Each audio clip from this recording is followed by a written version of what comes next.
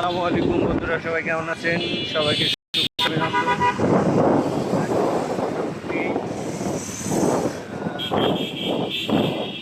আমার চাচাতো বোনকে অপারেশন করানোর জন্য অ্যাডমিট করায়ে মোটামুটি তাদেরকে হসপিটালে রেখে আমি আমার নিজ গন্তব্যস্থলে ফেরার জন্য রওনা দিয়েছি। আসলে রাস্তায় অনেক জ্যাম, আর সিএনজি এবং বাসে আসতে গেলে অনেক সময় লেগে যাবে, যার কারণে মোটর সাইকেল আসলে অনেক রিস্কি একটা জিনিস। তারপরেও বাধ্য হয়ে বাইকে উঠেছি।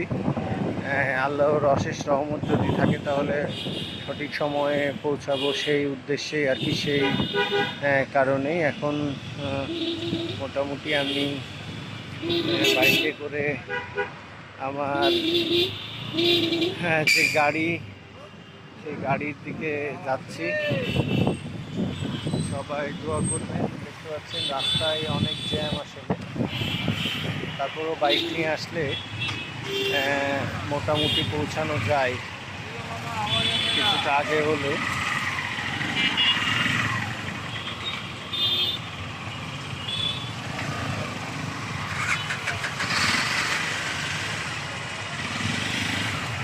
মাঝে মধ্যে জ্যামের মধ্যে আটকা পড়ছি, কিন্তু কিছু করার নাই।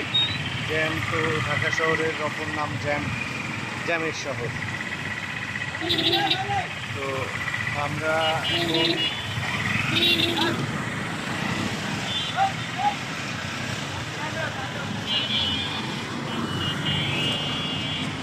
মোটামুটি জ্যামের মধ্যে দিয়েই বাইক নিয়ে গন্তব্যস্থলে ফেরার চেষ্টা করছি।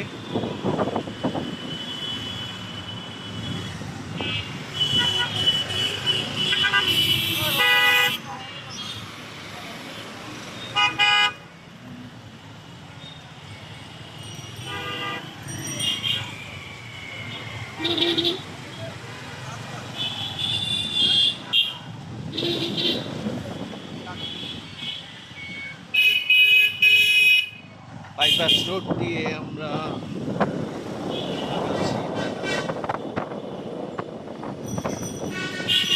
আসলে সময়ও খুব স্বল্প, যার কারণে আমাকে বাইক বেছে নিতে হয়েছে।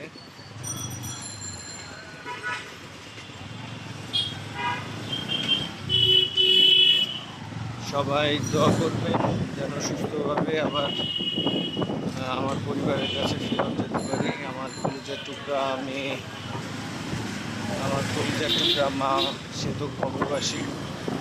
আর আমার মা বাবার জন্য অবশ্যই দোয়া করবেন, কারণ তারা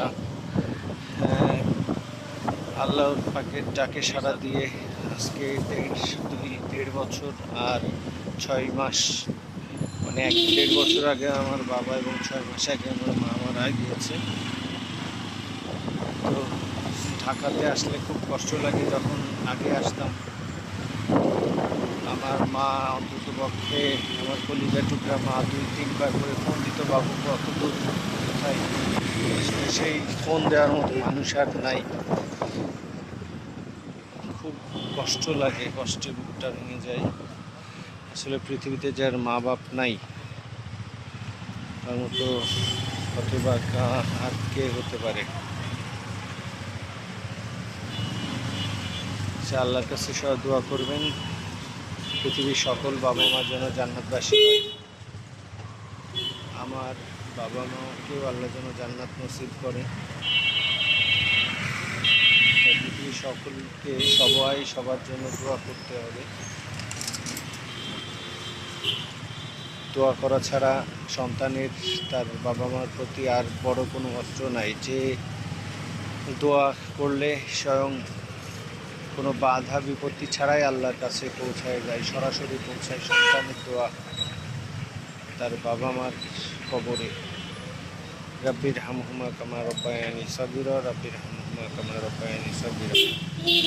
আর সর্বোপরি এখন আমার হাসবুন আল্লাহ ওয়া নি'মাল ওয়াকিল, আল্লাহ ছাড়া কেউই নাই আমার উত্তম অভিভাবক। এতিম বান্দা হিসেবে আল্লাহ পাক এতিমকে খুব পছন্দ করেন। আমার নবী করিম সাল্লাল্লাহু আলাইহি ওয়াসাল্লামও এতিম ছিলেন। অনেক ছোটতেই তিনি বাবা মা হারিয়েছিলেন। যাই হোক, সবাই ভালো থাকবেন, সুস্থ থাকবেন, আমার জন্য দোয়া করবেন, আপনাদের জন্য দোয়া অবিরাম।